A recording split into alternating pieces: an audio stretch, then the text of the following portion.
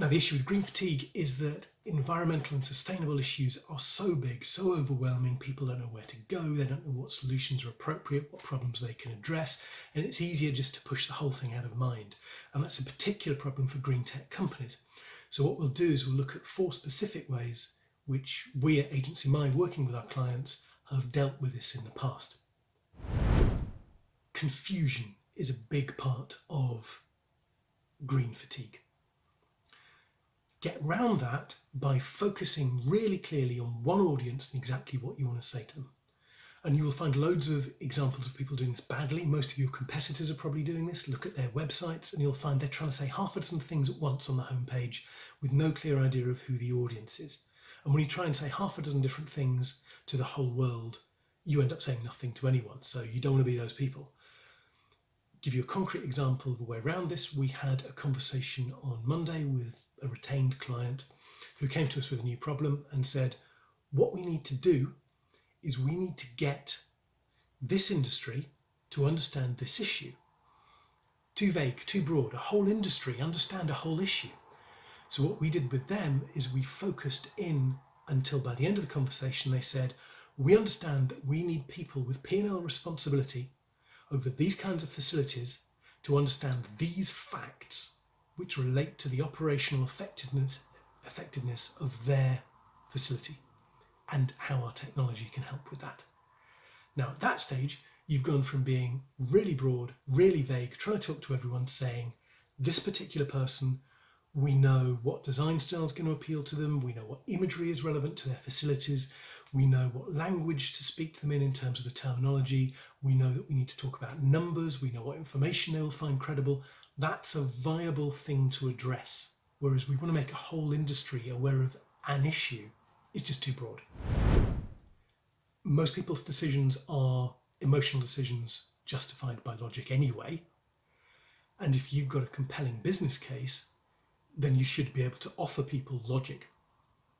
But in the instance of green fatigue, people are going to be particularly confused emotionally. So once you can get them into a positive emotional state, then to move as fast as possible through to the logic is really effective. And what this does is it very accurately, scientifically estimates the exact carbon and cash savings from the installation of technology. And so you can put in as much detail as you know, as much detail as you have about the operation of your facility, and then it will rigorously calculate the cost savings and so forth from this. And I can go through the whole thing. We did this for iPad and this is the web version of it. But this means we're going from a general emotional sense that this is important and somehow we should be doing something about this, to actually having clear, concrete calculations about the exact impact. Skepticism. Because people are constantly bombarded with messages around sustainability and the environment, what is a real problem and what isn't? What can I address? What can I not? How do I know that this new piece of technology is actually appropriate to the problem or to my needs? So there's always going to be a sense when, if we're communicating to somebody with a particular solution, they're going to think, well, can I trust this? This is clearly biased. This is pitching something to me, right? So the key is to get third parties involved and get additional validation and endorsement. And that's particularly key early on, when maybe the green technology hasn't been proven over the long term in the field. So if we now move away from electricity and towards water, and we have a look at this example, this is a study by Propel Air with the MACE group showing that for a particular bank, if they install their water saving technology, it will have certain results. And the results are really laid out, and we can download a case study. This would not have been nearly as convincing if it was simply Propel Air saying, well, we did a feasibility study before we started an installation program, and these were the results which the client is happy for us to share. The fact that this was moderated by a third party who had no skin in the game makes this way more compelling. Fear. Even though somebody is now logically convinced by the business case and everything seems credible, there's still this nagging fear that in this huge miasma of issues and possible solutions, they're about to make a terrible mistake. when they're adopting your technology, maybe it's the wrong technology for their requirement, for their use case.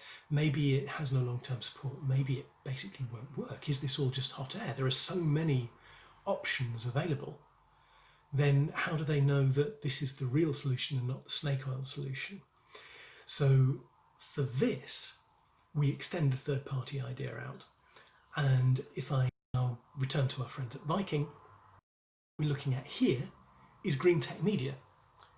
And here we're talking about Viking through greentech media, but when this piece starts, when this piece of editorial begins, we don't say Viking. We don't quote somebody from Viking.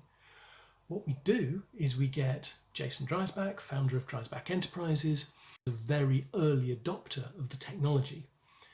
And he's been very vociferous about how effective it's been, how easy the installation was, how it's improved their operational efficiency, how much money they've saved, how much it's reduced the carbon footprint and so forth. He is an amazing advocate for this technology.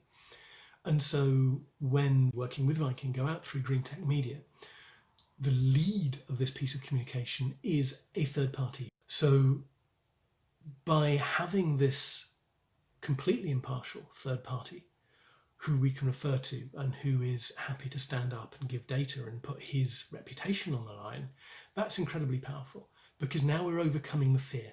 Now I, as somebody working in the industry, is thinking, well, actually this is a proven technology. Yes, greentech may be a new emerging field, but this is a piece of technology that has genuinely delivered results for my peers. So that's incredibly useful.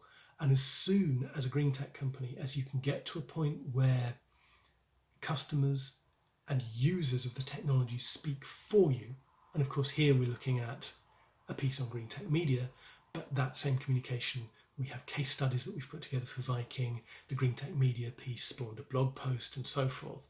This is something that can be amplified through the organisation, through all of your channels, in order to have credible third parties speaking on your behalf to a skeptical and scared target audience. And those are 4 specific practical examples of steps that you can take when you're communicating digitally or through other channels to deal with some of the issues of green fatigue, to deal with the confusion, the skepticism, the fear, the hesitancy. If you've got any questions, by all means shout, we'd be happy to talk. And of course, this is a space we love and we've got a lot of experience working with challenger companies in this and similar areas. If you've got a real project that we can help with, we would love to talk and find out if we're a good fit.